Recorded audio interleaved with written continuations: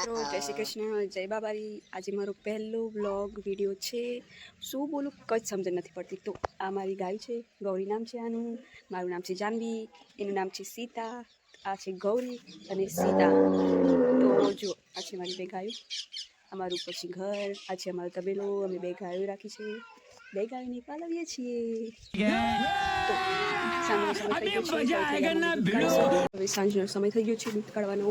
અમે જઈશું દૂધ કાઢવા. ચાલો, આ મારી બે ગાયો છે.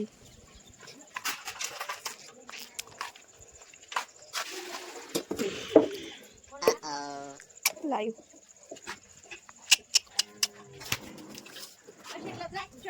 પાછી કરો. હમણાં ઉતરે જોજો કે તમે.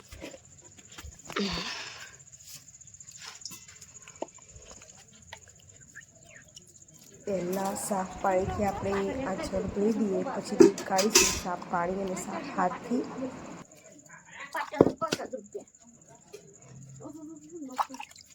कौन है ये लोग? कहां से आते हैं ये?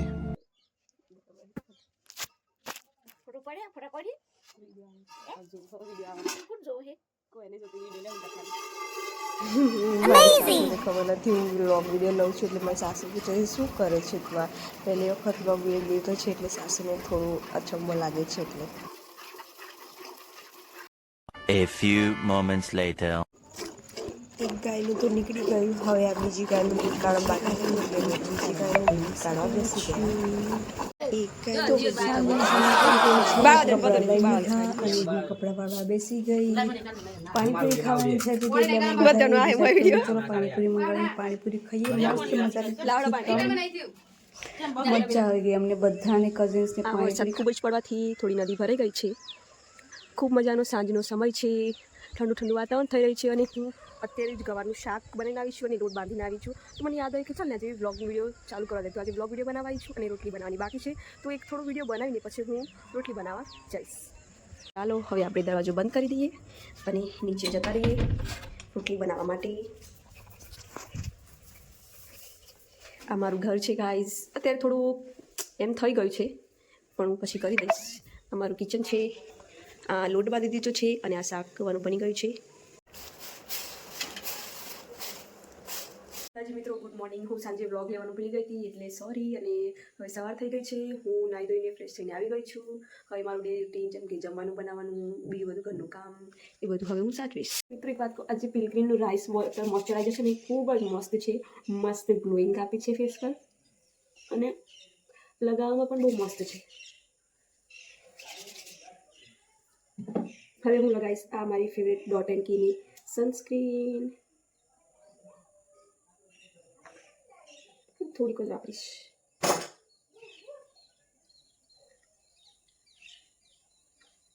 જોઈ શકો છો મિત્રો, મારા મોઢા પર મસ્ત મજાનો ગ્લો આવી ગયો છે. ખાલી હું મોઇશ્ચરાઇઝર અને સનસ્ક્રીન જ વાપરું છું એટલામાં જ મારો આટલો ગ્લો છે ગાઈસ. મેં કુકર ઉપર દાળ બાફા મૂકી હતી, એ બફાઈ ગઈ છે. મિત્રો હું દાળ ઢોકળી બનાવતી હતી અને આ જો આ શું થાય છે અહીંયા ઘડી. આ શું કરી બેટા, શું કર્યા? આ જો આને શું કરે છે. આ લોટનો ડબ્બો બધો લોટ આ વાટકીમાં ખાલી કરીને આ બધું વેરવિખેર કરી દીધું છે એને. અને હું આ મસ્ત મજાની દાળ ઢોકળી બનાવું છું.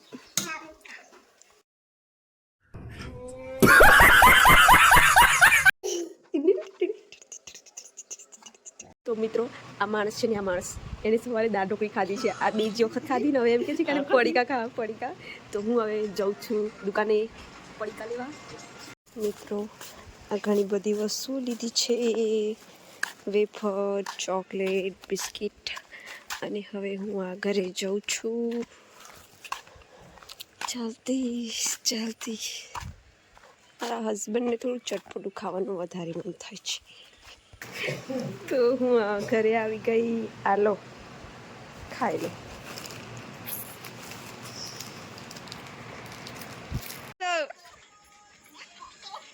જમવાનું જમી થોડી વાર ફળિયામાં બેસવા ગયા તો મસ્ત બચ્ચા પાર્ટી ચાલતી હતી, બંને ખુશ થઈ ગયા હતા. ગીત વાગતું હતું મસ્ત, એટલે બહુ પેલું હારી હારી સરીઓ ગાડી એ ગીત ઉપર આપણે એટલા મસ્ત ડાન્સ કરતા હતા, એટલે મસ્ત નાચતા હતા, એટલે તો મજા આવી ગઈ. થોડી વાર મસ્ત બે છોકરા છોકરી મસ્ત ડાન્સ કર્યું. મારા નાનકડા પોયરા પોયરી મસ્ત ડાન્સ કર્યું, એટલે મસ્ત ખૂબ જ મજા આવી.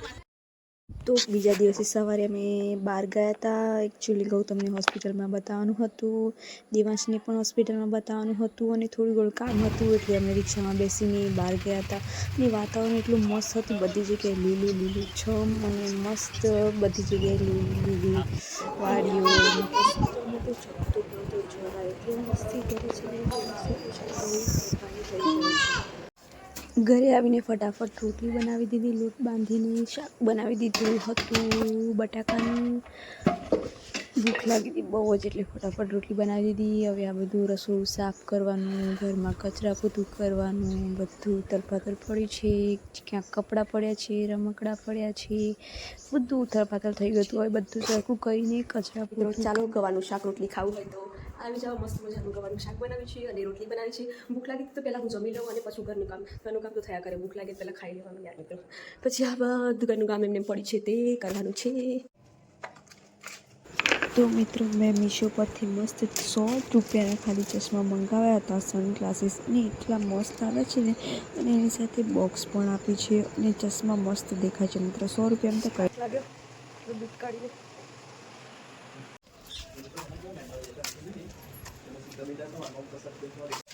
ગાય માટે ઘાસચારો પણ આવી ગયો છે. પેલા એક ભાઈ લઈને આવે છે ઘાસચારો અમારી ગાય માટે. અને આ છે મારો દેવા, જપતું જ નથી કા મિત્રો. એટલી મસ્તી કરે છે, એટલી મસ્તી કરે છે ને, તો જપતો જ નથી. તો મિત્રો બ્લોગ સારો લાગ્યો તો લાઈક કમેન્ટ કરજો અને સબસ્ક્રાઈબ કરજો પ્લીઝ મિત્રો. યાર તમે સબસ્ક્રાઈબ કરવામાં શું જાય છે? જો મિત્રો વિડીયો પસંદ આવે તો જ સબસ્ક્રાઈબ કરજો અને લાઈક કરજો. તો આભાર, thank you for watching, bye guys. ગમે તો બીજા વિડીયોઝ બનાવીશ, કમેન્ટમાં યસ લખજો.